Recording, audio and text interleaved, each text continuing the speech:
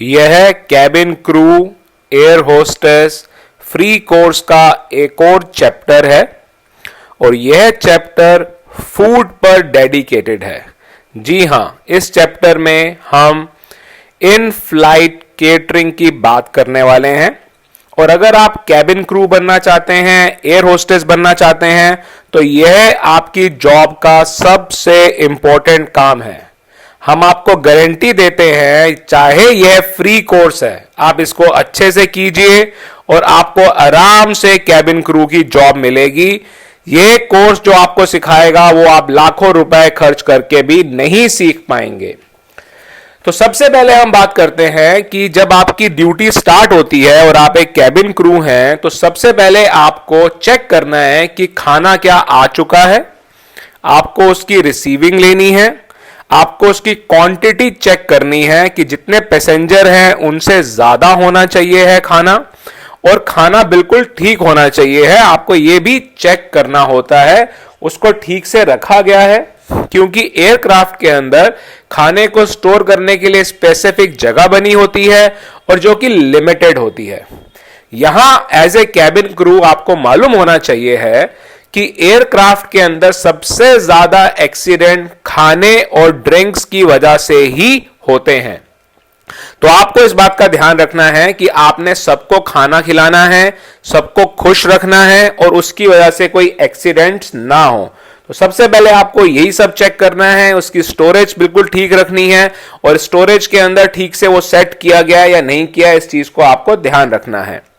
अगर आपको लगता है कि खाना कम है तो आप खाना और ऑर्डर कर सकते हैं, और अगर खाना ज्यादा है तो आप वापस भी भेज सकते हैं या फिर आप इसको डेड स्टॉक के अंदर रख सकते हैं।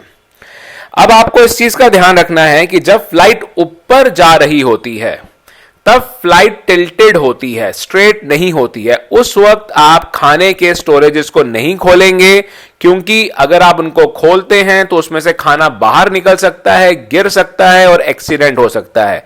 सिमिलरली जब फ्लाइट नीचे आ रही होती है, डिसेंड कर रही होती है, तब भी हम खाना ना ही खोलते हैं और ना ही सर्व करते हैं। अब सबसे पहले हम बात करेंगे कि फ्लाइट कैबिन, इसका मतलब है पायलट के खाने का क्या ध्यान रखना होता है। जी हां, अगर आप एक कैबिन क्रू हैं तो पायलट को खाना खिलाना आपकी जिम्मेवारी है और आपको खाने को हैंडल करते हुए इस बात का पूरा ध्यान रखना है कि कभी भी कोई एक्सीडेंट ना हो। अब आप इस बात को समझिए कि एक एयरक्राफ्ट के अंदर, एक फ्लाइट के अंदर 2, 3 या 4 पायलट भी हो सकते हैं। हर पायलट को अलग अलग खाना दिया जाता है, सेम खाना नहीं दिया जाता है। और ऐसा इसलिए किया जाता है क्योंकि अगर खाने में किसी ने कुछ मिलाया है या खाने के अंदर कोई खराबी है तो सारे पायलट बीमार ना हो, कोई एक बीमार हो, जिसने डिफरेंट खाना खाया है वो बीमार ना हो। इसके अलावा पायलट्स को खाना कभी भी एक साथ नहीं दिया जाता। हर पायलट को अलग अलग टाइम पे खाना दिया जाएगा। फ्लाइट शुरू होने से पहले एज ए कैबिन क्रू आप पूछ लेंगी कि किस पायलट ने पहले खाना खाना है, किसने बाद में खाना खाना है। पायलट्स को हर 20 मिनट के अंदर, आधे घंटे के अंदर हमको रेगुलरली ड्रिंक्स देनी होती हैं, पर इनको ड्रिंक्स देने का भी तरीका है। इनके लिए स्पेशल मग होते हैं और स्पेशल जगह बनी होती है कॉकपिट के अंदर जहां पर इनको रखा जाता है, ताकि इस बात की श्योरिटी हो कि ये कभी स्पिल ना हो। कुछ भी ड्रिंकिंग आपकी स्पिल नहीं होनी चाहिए है, इस बात का पूरा ध्यान रखा जाता है। एक कैबिन क्रू को पायलट से हर 20 मिनट में चेक करना होता है कि वो ठीक है या उनको कुछ चाहिए है या कुछ नहीं चाहिए है। इन्हों को खाना सर्व करने के बाद, ड्रिंक सर्व करने के बाद बिल्कुल टाइमली इन्हों के बर्तनों को, इन्हों के यूटेंसिल्स को क्लियर करना होता है। अब हम बात कर रहे हैं खाना सर्व करने की इन एन इकोनॉमी क्लास। इससे पहले मैं आपको यह बताना चाहूंगा कि 2 तरह की एयरलाइंस हैं। एक है लो कॉस्ट एयरलाइन जो कि सस्ती होती हैं और वो खाना बेचती हैं, और दूसरी है हाई कॉस्ट एयरलाइन या जिसे हम फुल फ्लेज एयरलाइन कहती हैं, जो कि फ्री खाना देती हैं। जब हम खाना बेचने की बात कर रहे हैं तो यह भी कैबिन क्रू की रिस्पॉन्सिबिलिटी है। जी हां, अगर आप खाना अच्छे से बेच पाते हैं तो आपको उसके ऊपर इंसेंटिव मिलेगा। और एक कैबिन क्रू अपनी सैलरी से ज्यादा पैसे कमा पाते हैं सिर्फ खाना सेल करके भी। तो इसके लिए आपको ध्यान रखना होगा कि आप खाने को स्टाइलिशली सर्व करें, प्रेजेंट करें, और जब किसी को खिलाएं तो वो गर्म हो। अगर उसका फीडबैक अच्छा होगा, अगर मैं खाना खा रहा हूं और मेरे साथ जो लेडी बैठी है उसको लगता है कि हाँ मैं जो खाना खा रहा हूं वो अच्छा है, तो वो भी उसको ऑर्डर करेंगी। अब हम नॉर्मल फ्लाइट्स की बात करते हैं जिसके अंदर खाना फ्री में दिया जाता है। यहां पर आपको मैं पहले यह बताना चाहूंगा कि अगर 100 लोग हैं तो उनको खाना सर्व करने में 1 घंटा लगता है। तो अगर 200 लोगों की फ्लाइट है तो 2 घंटे लगेंगे, 400 लोगों की फ्लाइट है तो 4 घंटे भी लग सकते हैं, बट उसके अकॉर्डिंगली कैबिन क्रू की क्वांटिटी बढ़ा दी जाती है। खाना सर्व करने के 3 पॉइंट्स हैं। सबसे पहले आगे की रो से, ये 3 पॉइंट से इकट्ठे खाना सर्व करना स्टार्ट होगा। आगे की रो से खाना सर्व करना स्टार्ट होगा, मिडल रो से स्टार्ट होगा जो बिल्कुल सेंटर है एयरक्राफ्ट का, वहां से भी एक कैबिन क्रू की टीम स्टार्ट करेगी, और लास्ट से भी स्टार्ट करेगी। तो 3 जगहों से खाना सर्व करना इकट्ठा स्टार्ट किया जाता है। इन्हों के पास पहले से ऑर्डर होता है कि किस सीट के ऊपर क्या खाना देना है और कितना देना है। एक कैबिन क्रू को उस रूल को फॉलो करना होता है और उस ऑर्डर को फॉलो करना होता है। इसको आप कभी चेंज नहीं कर सकते हैं। तो आप खाना जब सर्व करना स्टार्ट करेंगे तो 3 टीम डिवाइड की जाएंगी। एक सबसे आगे रहेगी, एक एयरक्राफ्ट के बीच में रहेगी और एक एयरक्राफ्ट के एंड में रहेगी। खाना सर्व करते हुए आपको इस बात का भी ध्यान रखना है कि जिस टाइम आप खाना सर्व कर रहे हैं कुछ पैसेंजर आएंगे जाएंगे, तो आपका जो गाले है जिसके अंदर खाना होता है उसको आपको थोड़ा साइड में करना होगा ताकि लोग निकल सके, और जो लोग अपनी सीट पर नहीं बैठे हैं उन्हों को आपको बाद में जाकर खाना देना होगा ताकि कोई भी भूखा ना रह जाए। कोशिश की जाती है कि आसपास की सीट्स वालों को सबको इकट्ठे खाना मिल जाए ताकि ऐसा ना हो कि कोई किसी और के खाने को देख रहा है और वेट कर रहा है कि मेरा खाना कब आएगा। अब हम बात कर रहे हैं खाना सर्व करने की प्रीमियम क्लास में और बिजनेस क्लास में। देखिए हर एयरलाइन का अपना प्रोसेस है, बट कॉमनली 7 स्टेप्स इसके अंदर फॉलो किए जाते हैं। तो सबसे पहला स्टेप है खाने की ट्रे को रखना। जी हां, सबसे पहले आप अपनी एक ट्रे बनाएंगे पैसेंजर के लिए जिसके अंदर कटलरी होगी, जिसके अंदर यूटेंसिल्स होंगे, नैपकिन होंगे, उस ट्रे को आप रखेंगे। सेकंड स्टेप है जिसके अंदर आप स्टार्टर सर्व करेंगे।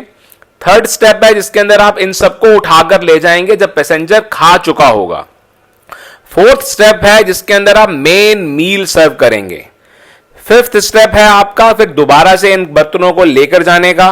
सिक्स्थ स्टेप है जिसके अंदर आप टी, कॉफी, डेजर्ट ये चीजें सर्व करते हैं। और सेवंथ स्टेप, इसका लास्ट स्टेप है फिर से इस ट्रे को, यूटेंसिल्स को, इन सबको क्लियर करना और लेकर जाना। ये 7 स्टेप्स बड़े क्लियरली होने चाहिए, ग्रेसफुली होने चाहिए और पैसेंजर को लगना चाहिए कि उसको बहुत अच्छे से खाना खिलाया गया है, खाना गर्म होना चाहिए है। देखिए खाने की वजह से ही एयरलाइंस के अंदर सबसे ज्यादा कंप्लेंट्स आती हैं। और ये कंप्लेंट्स क्या होती हैं, क्या कारण होते हैं इन कंप्लेंट्स के? देखिए इसके लिए 3 कारण है सबसे मेन। एक तो ये कि कोई कह सकता है कि खाना ठंडा था, तो ये कैबिन क्रू के हाथ में है। कैबिन क्रू को इस चीज की ट्रेनिंग मिली होती है और आपके पास ओवन होते हैं, आपके पास हर तरह का इक्विपमेंट है खाने को गर्म करने का भी और गर्म रखने का भी और गर्म सर्व करने का भी। तो अगर कोई पैसेंजर कंप्लेन कर रहा है कि खाना ठंडा था तो इसके अंदर कैबिन क्रू की ही गलती है। तो इस बात का आपने ध्यान रखना है। दूसरी कंप्लेंट कि कोई पैसेंजर कहता है कि खाने की क्वांटिटी कम थी, तो इसको आप सॉल्व कर सकते हो। इसके अंदर आपकी कोई गलती नहीं है, इसके अंदर एयरलाइन केटरिंग की गलती हो सकती है। आप एयरलाइन केटरिंग को इसका फीडबैक दे सकते हैं और जो पैसेंजर इसकी कंप्लेन कर रहा है उसको आप एक्स्ट्रा फूड दे सकते हैं। हमेशा आपने इस बात का ध्यान रखना है कि आपकी फ्लाइट के अंदर जितने पैसेंजर हों उससे ज्यादा खाना आप लें। और हमेशा airline chocolates, nuts, cake, dry cake ये सब चीजें एक्स्ट्रा देती है जो कि आप इन्हें सर्व कर सकते हैं अगर कोई खाना कम होने की कंप्लेंट करता है। तीसरी कंप्लेंट है कि खाना गलत दिया गया। मतलब कि अगर मैं एक पैसेंजर हूं और मुझको वेजिटेरियन खाना खाना था पर मेरे को नॉन वेजिटेरियन खाना दे दिया गया, तो यह भी कैबिन क्रू की गलती है। इस गलती को भी आप सॉल्व कर सकते हैं अगर आप मील प्लान्स को समझते हैं, मील कोड्स को समझते हैं। एयरलाइन के अंदर बहुत अलग अलग तरह का खाना सर्व किया जाता है और इनके लिए मील कोड्स बने हुए हैं। ये सारे मील कोड्स आपको इस वीडियो के लास्ट में लिखे हुए मिल जाएंगे। आपको इनको याद रखना है और आपको एग्जाम के लिए रेडी रहना है। जल्द ही आपका एग्जाम होने वाला है। जब कैबिन क्रू खाना सेल करते हैं या जो छोटी एयरलाइंस होती हैं, उनों के अंदर जो खाना सेल किया जाता है ज्यादातर वो नट्स होते हैं, जैसे कि काजू, बादाम, मूंगफली, या फिर ड्राई केक होते हैं, या फिर नूडल्स होती हैं। तो आपको प्रैक्टिस होनी चाहिए कि आप गर्म पानी से नूडल्स, कप नूडल्स कैसे बनाएंगे, या फिर आप सैंडविच कैसे सर्व करेंगे ताकि लोग उसको ले भी और खरीदे भी। इस बात को आप याद रखिए कि हर जगह फूड इज मोस्ट इंपॉर्टेंट और कैबिन क्रू का सबसे इंपॉर्टेंट काम है खाने को अच्छे से सर्व करना। अगर एयरलाइन खाना सर्व करती है तो उन्हों के पास पैसेंजर्स भी बढ़ते हैं, कैबिन क्रू का इंसेंटिव बढ़ता है, पैसेंजर खुश रहते हैं और टाइम अच्छे से निकल जाता है यात्रा का। अब लास्ट स्टेप आपका यह है कि आप पैसेंजर से फीडबैक लें। ये इम्पॉसिबल है कि आप हर पैसेंजर से फीडबैक लें, तो आप रैंडमली कुछ पैसेंजर से फीडबैक ले सकते हैं। इसके अंदर आपको चूज करना होता है कि जो लोग अनसेटिस्फाइड लग रहे हैं और जो लोग सेटिस्फाइड लग रहे हैं। हर तरह के पैसेंजर से आपने फीडबैक लेना है और इस फीडबैक को आपने अपनी एयरलाइन की केटरिंग कंपनी को ट्रांसफर करना है, उनको इन्फॉर्म करना है। और इस फीडबैक के बेसिस पर, आपकी परफॉर्मेंस के बेसिस पर आपकी सैलरी इंक्रीज होती है, आपकी छुट्टियां बढ़ती हैं और आपको फ्री ट्रैवल भी मिलता है। So this is one of the most important work of a cabin crew. आपको अभी से इन चीजों पे ध्यान देना चाहिए, डिफरेंट काइंड ऑफ मील्स के बारे में पढ़ना चाहिए है और जो हमने आपको बताया है इसको दिमाग में रखना चाहिए। और जब आप इंटरव्यू पे जाएंगे, जो कि हम आपके लिए फिक्स करेंगे, तब आप बताएं कि आपको कैबिन क्रू की मील सर्विंग का पूरा प्रोसेस मालूम है। यह एक फ्री कोर्स है फ्रॉम द टूरिज्म स्कूल, पर आप इसको अच्छे से करें। हम गारंटी देते हैं इसके बेसिस पर आप कैबिन क्रू के हर इंटरव्यू को क्लियर कर सकते हैं और जल्दी से जल्दी कैबिन क्रू बन सकते हैं। वीडियो खत्म करने से पहले आप इन सारे मील प्लान्स को देखें और इनको नोट करें और इनको बार बार याद करें, क्योंकि ये आपके इंटरव्यू में भी पूछे जा सकते हैं और ये आपके एग्जाम में भी आएंगे। This is Mayank from the tourism school. Keep learning, keep growing.